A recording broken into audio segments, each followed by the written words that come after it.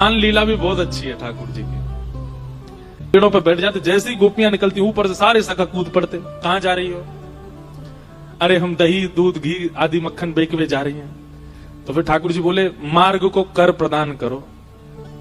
मतलब अरे वृंदावन से मथुरा जावे को कोई मार्ग थोड़ी है, ये तो हमारे दादा परदादा परदादा ने चल चल के ये मार्ग बनाया हुआ है। गोपी ने कही अच्छा तुम्हारे पिताजी को बोलो, और नहीं पिताजी नहीं परदादा को मार्ग है हमारे को, हमारा अधिकार है कर लेवे को। इतने बड़े बड़े पत्तल लेकर के आते हैं, बोले जब तक ये पत्तल ऐसी इतनी नहीं भर जाए कि नए गिलवे पे छलके को नीचे, तब तक देती रहो। आधे आधे मटका सबन के खत्म हो जाए, फिर वो पावे मधुमंगल पावे सीदामा पावे। गोपियों को विक्रय भी करना है और ये भी चाहिए कि श्याम सुंदर रास्ते में आके रोकें। अगर गोपियों को मार्ग में ठाकुर जी नहीं मिलते और सही सलामत गोपियां पहुंच जाती हैं तो उनका मन नहीं लगता। कोई आकर के कहे हाँ दही कहा भाव दियो, अब तो जितना चाहिए ले जा। मतलब अरे भाव तो बता, कहा भाव चाहिए तो ले, नहीं तो चलो जा। अरे कछू तो बता कितने रुपया में, बोले कछू भी दे जाए। क्यों ऐसे क्यों रह रही है? आज श्याम सुंदर नहीं मिले, आज श्याम सुंदर ने भोग नहीं लगाया हमारे दही को, हमारे मक्खन को। किशोरी जी आई और ठाकुर जी तो बोले तुम्हें शर्म ना आवे? ठाकुर जी बोले ना आवे। बोले तुम ऐसे गोपीन को रास्ता रोक करके उनके मक्खन को दूध को दही को सबको हरण कर लो, यहाँ में तुम्हें लज्जा ना होवे? ठाकुर जी बोले बिल्कुल ना होवे। बोले काउ दिना विधाता मिलेगा ना बातें कहूंगी कि अगले जन्म में तुम गोपी बन के आई हो और तुम यहां से दही लेके जाया करोगे, मैं तुम बन के आऊंगी, मैं कृष्ण बन के आऊंगी और तब तुम्हें रास्ता में पकड़ के कभी नोचूंगी, कभी तुम्हारे मटकिन में फोड़ूंगी, तब तुम्हें पता चलेगी हमें कितनी पीड़ा हो गई। ठाकुर जी बोले अगले जन्म तक काय को प्रतीक्षा करो, कल ही कर लेते हैं। किशोरी जी बोली कल ही कैसे करोगे? तो ठाकुर जी बोले एक काम करो, अपने सब वस्त्र मुकु दे जाओ, अपना श्रृंगार मुकु दे जाओ, मैं कल किशोरी जी बन के आऊंगा और मैं अपनी पीताम्बरी, अपनी पगड़ी, अपना पटका, अपनी वंशी और अपना सब श्रृंगार आपके दो, आप कृष्ण बन के आओ। किशोरी जी बोली अकेले अकेले आना? अरे तो है ना मधुमंगल श्रीदामा, ये ललिता बन के आवेगो, ये विशाखा बन। ललिता जी बोली या तो ना दूंगी मैं अपने वस्त्र, ये नहावे ना धोवे। मधुमंगल बोलो हम बे तेरू रेंट निकलती रे। मधुमंगल बोलो हेरी विशाखा बड़ी इतराए रही है, रोज नहा के आवे, तेरू रेंट निकलती रे। ठाकुर जी बोले देखो लड़ो झगड़ो नहीं, मैं श्री जी के वस्त्र पहन के आऊंगा और मैं मटकी सिर पे धर के लाऊंगा। मधुमंगल है का ही ललिता बन के आवेगो, श्रीदामा विशाखा बन के आवेगो और कल हम देखें, हमें भी अनुभव हो कि भाई तुम्हें कितना कष्ट हो गए। श्री जी बोली देख लियो, जैसे जैसे आप करते हो बिल्कुल वैसे ही करूंगी मैं। ठाकुर जी बोले हाँ करियो। अगले दिन किशोरी जी पीताम्बरी पहन के आई हैं, धोती पहन के आई हैं ऊंची, पामन में मोटे मोटे कड़ूला गोप बालक पहनता है। एक गौशाला में गैया की सेवा करे वालों जैसे श्रृंगार करे वैसे आज श्री जी श्रृंगार करके आई हैं। कमर में एक कारी कमरी बांधी है ठाकुर जी की तरह, सिर पर टेढ़ी सी पाग बांधी है, पाग में सुंदर सुंदर पुष्प लगाए हैं, बीच बीच में पत्ता खोंच लिए हैं, वनमाली बन के जाते हैं ठाकुर जी। हाथ में लोम श्री जी ठाकुर जी को रूप धारण करके आई हैं। मधुमंगल श्रीदामा फटे पुराने लत्तान ने पहन के डोले, वैसी सबरी ललिता विशाखा बन के आई हैं। किशोरी जी के रूप को दूर से ठाकुर जी देख रहे हैं और दूर से देख करके इतने आनंद में भर गए। आहा ऐसी किशोरी जी बिल्कुल मानो श्याम सुंदर के रूप में आज आई हैं। सब सखियां भी बिल्कुल सबके भाव से, जैसे सारे सखा हैं वैसे सब बन बन के आए हैं। लेकिन जैसे ही श्याम सुंदर आए, आहा लहंगा पहनो है, यहाँ पर किशोरी जी टीका पहन के आए हैं, कानन में कुंडल झमक रहे हैं, हाथन में सुंदर सुंदर ठाकुर जी ने चूड़ी पहनी है, पामन में पाजेब पहनी है और जैसे श्री जी चलती हैं बिल्कुल वैसे ही ठाकुर जी चाल चलते आ रहे हैं। श्री जी को देख करके तो सब आनंदित है गए, पर ठाकुर जी को श्री जी के रूप में देख करके किशोरी जी तो मोहित है गए। ये कितने प्यारे लग रहे हैं। अरे विधाता तेने ही लाला काई को बनाए, लाली बना देती और मोह लाला बना देती, फिर आता आनंद। जैसे ही ठाकुर जी निकले, श्री जी कमर पे हाथ धर करके ठाकुर जी को देख रही हैं। ठाकुर जी ऐसे और मधुमंगल श्रीदामा ये सखी बन के आए, इनते कह रहे हैं देखो सामने श्याम सुंदर खड़े हैं। श्री जी को कह रहे हैं देखो श्याम सुंदर खड़े, यहाँ से चलो, पीछे से भाग के, वहां से भाग के जाते हैं। श्री जी वहां आ जाते, अरे कहाँ को जा रही है? अरे नई नई नवेली दुल्हन।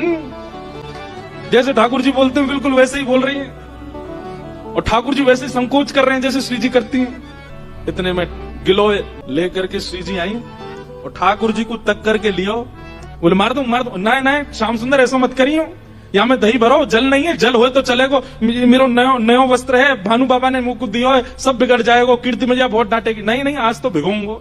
आज तो पंचामृत स्नान कराऊंगा। श्री जी कर रही है लीला, ठाकुर जी भय करके भाग रहे हैं। तभी जाकर के श्री जी ने घेर लिए ठाकुर जी। अब बोले ऐसे तो ना करूं मैं, बोले अपने रूप में ही रहो, ये बीच में बोलना नहीं, जैसे रहते हो वैसे ही रहो। चारों तरफ से घेर लिया है सखियों ने ग्वाल रूप में, और बीच में किशोरी जी के रूप में ठाकुर जी, तंसुका मंसुका सब सखी बनकर के बीच में घबरा रहे हैं, कांप रहे हैं, खड़े हैं, और चारों तरफ सब सखा अपने अपने डंडा ने लेके खड़े हैं। बोले अब बताओ कहां को जाओगे। जी कह रही हमारो दान दे जा। ओ नहीं नहीं, आइए आज दही बेग पे हमारो दान तो दे जा। ठाकुर जी कह रहे हैं काय बात को दान, मार्ग को कर एक ही बार दियो जाए, और वो हम दे चुके हैं, अब दोबारा काय को देनो है। तो श्री जी कह रही हैं कि भैया जब कोई नई गोपी जावे ना, तो नई गोपी जब हमारे मार्ग पे आवे तो वाक्य मार्ग पे आवे को भी हम दान ले में। आज ये नई नवेली सखी पहली बार दान करवे जा रही है, या को तो कर हम लेंगे। ठाकुर जी कह रहे कहां से नहीं लग रही हूं, नई साड़ी पहन के नयो नयो सो अंगया को ऐसी बढ़िया लग रही है, और भारी मटकी सिर पे लेके वाकू बचावे के काज ऐसी संभल के चल रही है। एक लीला आती है कि एक बार ठाकुर जी से रूठ गई किशोरी जी। ठाकुर जी बोले आप रूठ क्यों गई। बोले ये नीली नीली मणि आप जो पहन करके आए हो, इसमें एक गोपी का चित्र दिखाई दे रहा है मुझको, ये कौन है। हमसे हूँ रूप गुण सुंदर, ये तो हमसे भी ज्यादा सुंदर है, इसके नेत्र तो देखो कितने प्यारे नेत्र हैं इसके। ठाकुर जी की मणि देख करके श्री जी कह रही हैं इसकी मुस्कान तो देखो, पता नहीं कहां से तुम्हारे चक्कर में पड़ गई काले कलूटे, ये देखो कितनी प्यारी है, कौन है ये, इसके बारे में मुझे बताओ। मान करके रूठ करके बैठ गई। इतने में ललिता जी आई, किशोरी जी की सखी, ठाकुर जी से बोली कहा भयो आज श्री जी नाराज क्यों हैं। ठाकुर जी मुस्कुरा के बोले हम एक मणि पहन करके आए हैं, उस मणि में राधा रानी को अपना ही प्रतिबिंब दिख रहा है, और अपनी प्रतिबिंब को देख के कह रही जी कौन है, ये हमसे भी ज्यादा सुंदर है, ये इतनी हंस क्यों रही है, इसकी आंख इतनी सुंदर क्यों है, ये तुम्हारे चक्कर में कहां से पड़ गई। इस बात से मान करके बैठी, इतनी बोली है राधा रानी। तो राधा रानी मान करती हैं, पर एक दिन किशोरी जी ठाकुर जी से बोली कि आज आप मान करो। ठाकुर जी बोले नहीं आप ही करो, हमसे मत करवाओ। श्री जी बोली नहीं आप रोज मनाते हो हमको, हम आज मनाएंगी आपको, आप मान करो। ठाकुर जी बोले रहने दो ना, आप बड़ी कोमल हो, कहां तक मनाओगी हमको। नहीं नहीं नहीं, हम मनाएंगी आपको, आप मान करो। ठाकुर जी बोले देख लो हम कर लेंगे, फिर बोले नहीं करो। सोई ठाकुर जी ने मान कर लिया। ठाकुर जी रूठ के बैठ गए श्री जी से। अब श्री जी ठाकुर जी को मना रहे हैं, कभी ठाकुर जी की मनपसंद वस्तु बना के लावे, कभी ठाकुर जी का मनपसंद राग गा के सुनावे, कभी ठाकुर जी को नृत्य करके दिखावे, कभी ठाकुर जी के सामने उनका मनपसंद श्रृंगार करके आवे। सब प्रकार से श्री जी ने मनाने का प्रयास किया, लेकिन ठाकुर जी नहीं माने। और मान लीला का ये नियम है कि सूर्यास्त तक मना सको तो मना लो, सूर्यास्त के बाद मान खत्म हो जाएगा। यदि मान में मना लिया तो मनाने वाला जीत जाएगा, और यदि मान सूर्यास्त तक नहीं मना पाए तो इसने मान किया वो जीत जाएगा। कैसा प्रेम है। सूर्यास्त हो गया महाराज, सूर्यास्त होके श्री जी आके बगल में बैठ गए, बोले ठीक है हम हार गए, अब मान छोड़ दो। लेकिन ठाकुर जी बिना कुछ बोले मान में ही चले गए। श्री जी बोली ये नियम नहीं है, सूर्यास्त के बाद मान खत्म करना होता है, आप तो मान में ही जा रहे हो। ठाकुर जी कुछ नहीं बोले, चले गए नंद भवन। श्री जी को रात भर नींद नहीं आई, बोले कि ऐसा कैसा मान किया कि रात में बात भी नहीं करके गए। दूसरे दिन फिर ठाकुर जी गौचारण के लिए आए, श्री जी आई, ठाकुर जी अब भी मान में ही बैठे थे। श्री जी बोली देखो ये बहुत ज्यादा हो रहा है, आप कल से मान करके बैठो, रात में बात भी नहीं करके गए और अभी भी मान कर रहे हो। फिर श्री जी मनाने लगी, ठाकुर जी फिर नहीं माने, और रात में फिर बिना बात किए चले गए। 2 दिन हो गए, अब तो श्री जी से सहन नहीं हुआ, इतनी व्याकुल हो गई श्री जी। कल तीसरा दिन है, कल अंतिम प्रयास करूंगी, यदि नहीं माने तो मैं यमुना जी में जल समाधि ले लूंगी। और तीसरे दिन श्री जी मनाने लगी, ठाकुर जी फिर नहीं माने, सो श्री जी उठ करके यमुना जी के तट पर चली गई। जैसे ही श्री जी के नेत्रों का अश्रुबिंद आकर के यमुना जी के जल में एक बूंद गिरा, यमुना जी का संपूर्ण जल लाल पड़ गया। यमुना जी प्रकट हो गई, हे श्यामा जी आपको किसने विरह दिया, इतनी वेदना आपके हृदय में हो रही है, अभी आपके अश्रुबिंद का ताप इतना था, इतना ताप तो हमारे भैया यमराज नहीं देते किसी को नरक में, जितना ताप में आप हो इस वक्त, आप बताइए तो सही किसने दिया आपको ये। श्री जी थोड़े भाव में बोली, तुम्हारे श्याम सुंदर मान करके बैठे 3 दिन हो गए, रीझ ही नहीं रहे। यमुना जी बोली हाँ श्री जी को श्रम करा रहे, रुको मैं बताऊं इन्हें। तो यमुना जी गई महाराज, और ठाकुर जी जैसी पीताम्बरी, ठाकुर जी जैसा श्रृंगार, ठाकुर जी जैसा मुकुट, ठाकुर जी जैसे बिल्कुल कानों में कुंडल, ठाकुर जी जैसे बिल्कुल डिट्टो कड़ूला, ठाकुर जी जैसी वंशी, ठाकुर जी जैसा श्रृंगार। और श्रृंगार करके जैसे ही यमुना जी आई, श्री जी देख कर, अरे श्याम सुंदर आप मान गए? यमुना जी बोली हम श्याम सुंदर नहीं है, हम यमुना जी हैं। अरे आप तो बिल्कुल श्याम सुंदर जैसी लग रही हो, आपकी महक भी बिल्कुल श्याम सुंदर, बोली भी श्याम सुंदर, चाल ढाल सब श्याम सुंदर। बोले यार श्याम सुंदर ने अपने रूप पे, अपनी वाणी पे, अपने कटाक्ष नेत्रन से पूरी गोपीन को कष्ट दे रखो, या श्याम सुंदर को यही के रूप से कष्ट दूंगी मैं। आप यहीं बैठी रही हो राधा रानी, मैं अभी जाऊं। और यमुना जी श्याम सुंदर को रूप धारण करके बिल्कुल वैसी बाकी चाल, वैसी अदा, वैसे ही सब, जैसे ठाकुर जी चलते हैं, जैसे ठाकुर जी बैठते हैं, बिल्कुल वही अदा श्री यमुना जी जा रही हैं। ठाकुर जी मान करके बैठे हैं। सोई बगल से यमुना जी निकलने लगे, नूपुरों की आवाज जैसी छमछम आई, तो ठाकुर जी बोले ये तो हमारे नूपुरन की आवाज है, हम तो यहीं बैठे हैं, ये आवाज कहां से आ रही है? और जैसे ही ठाकुर जी ने पीछे देखा, श्याम सुंदर विचरण कर रहे हैं। ठाकुर जी बोले जे कौन है? ठाकुर जी गए, ओ भैया कौन हो भैया तुम? यमुना जी बोली हम श्याम सुंदर। ठाकुर जी बोले श्याम सुंदर तो हम हैं। बोले तुम नकली भेलू पिया, असली हम हैं।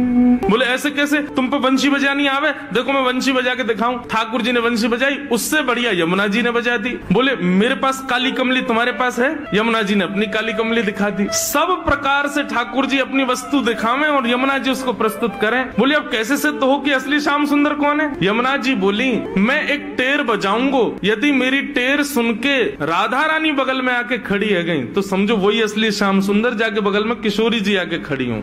अब ठाकुर जी बोले हम तो मान करके बैठे, हमारे बगल में तो आएंगी नहीं, वो इन्हीं के बगल में आएंगी। जैसे ही टेर बजाई श्री जी आने लगी, ठाकुर जी दौड़ करके गए श्री जी के चरणों में। आप मैं असली श्याम सुंदर, मेरे बगल में, मैं कभी मान नहीं करूंगा, आज के बाद आप मेरे बगल में बैठ जाओ, एक बार सिद्ध कर दो। श्री जी बोली कौन कौन कहां से आ जाते हैं नकली लोग, असली श्याम सुंदर तो वो। श्री जी गई और श्री यमुना जी के बगल में जाके खड़ी हो गई। अब तो सब गोपियां उन्हीं के चंवर डुरावे, उन्हीं पे इत्र छिड़कावे, उन्हीं पे गुलाब जल अर्पित करें, सिंहासन पे उन्हीं को बैठावे, उन्हीं को भोग लगावे, और दूर करे श्याम सुंदर रो में। बोले मैं हूँ असली श्याम सुंदर, जे कहां से नकली आ गया है? जैसे ही श्याम सुंदर रुदन करने लगे, श्री जी बोली अब ठीक है, अब मान खत्म हो गया है, अब आप बुला लो। तब यमुना जी गई और श्याम सुंदर को जाके हृदय से लगायो। बोले श्याम सुंदर आप ही हो असली श्याम सुंदर, हम तो श्री यमुना जी, हम तो यमुना महारानी है। बस आपसे एक ही प्रार्थना है, आज के बाद वचन दो हमारी श्यामा जी को कभी कष्ट नहीं दोगे। तब श्याम सुंदर ने यमुना जी को वचन दियो। बोले आज से हम नियम लेते हैं कि जब ये मान करेंगी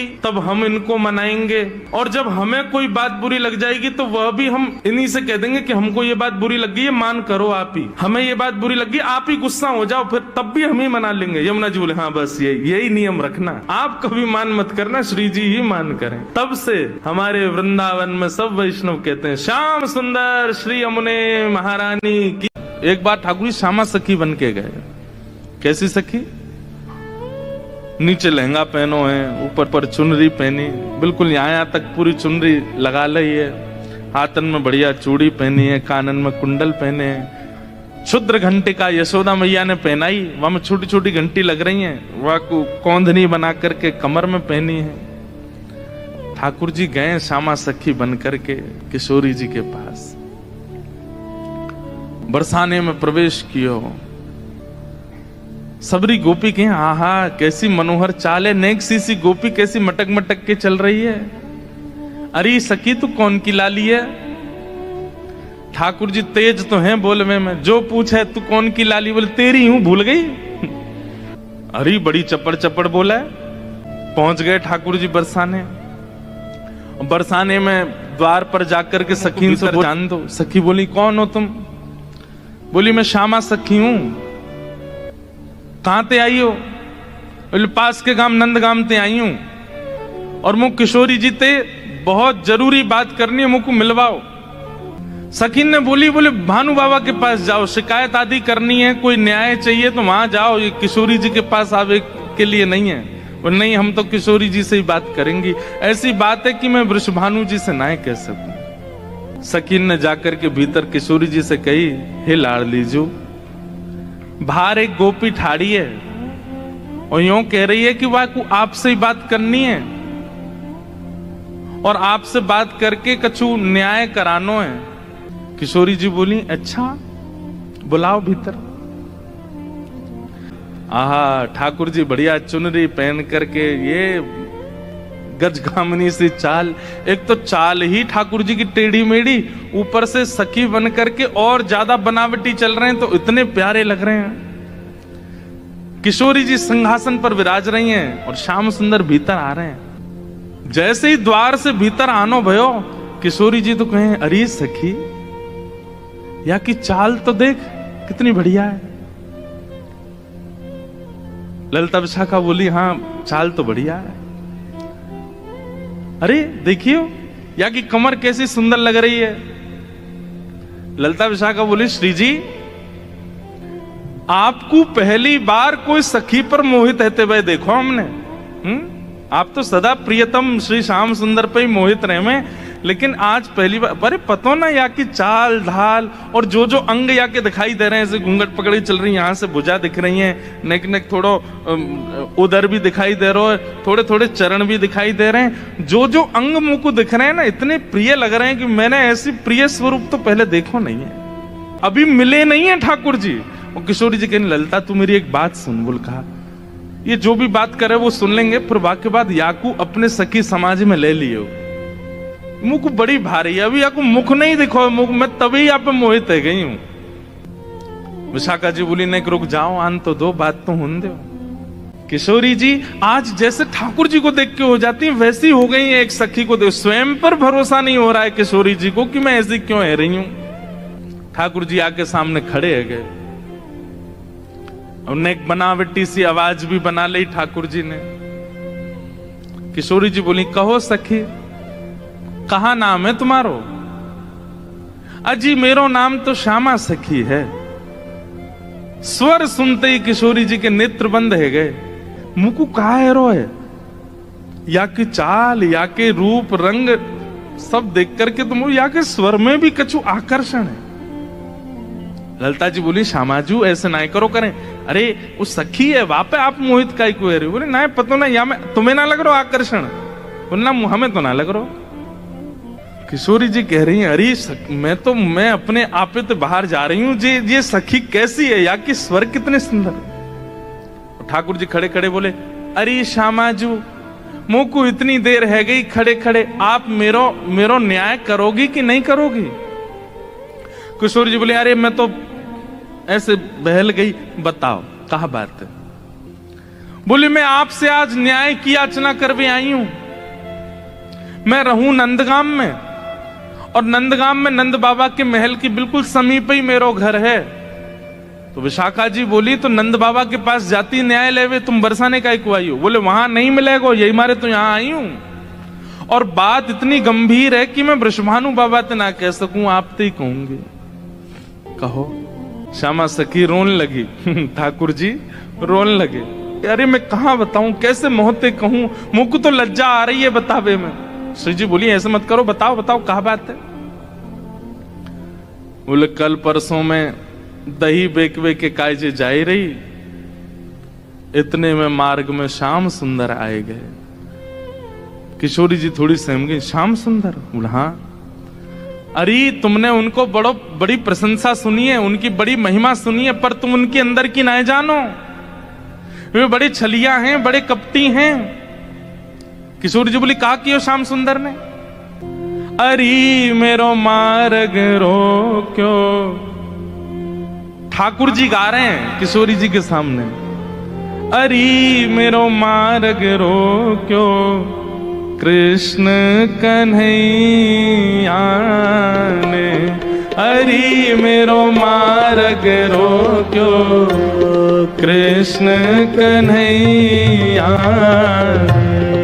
अरे मोहे बड़ो दुख दीनो, नंद जी के छैया ने। अरे मोहे बड़ो दुख दीनो, नंद जी के छैया। अच्छा, किशोरी जी कह रही, कहा कियो माने? ओ मार्ग में मिल गए नंद लाला, मार्ग में मिल गए नंद लाला, संग लिए बहुत से ग्वाला, संग लिए बहुत से ग्वाले। हरी मेरो घूंघट खोलो, हरी मेरो घूंघट खोलो, हरी मेरो घूंघट खोलो। वंशी बजैया ने हरी मेरो मार्ग रोक्यो, कृष्ण कन्हैया। हाँ हरी मोहे बड़ो दुख दीनो, कन्हैया कन्हैया। हरी मोहे बड़ो दुख दीनो, नंद जू के छैया। हे श्यामाजू, मैं कैसे बताऊं आपको, मैं तो मटकी भर के जा रही बेकवे के काजे मार्ग में मिल गए हो। ठाकुर जी स्वयं ही अपनी शिकायत कर रहे हैं, ये जानने के लिए कि श्री जी क्या कहेंगे, श्री जी क्या बोलेंगे।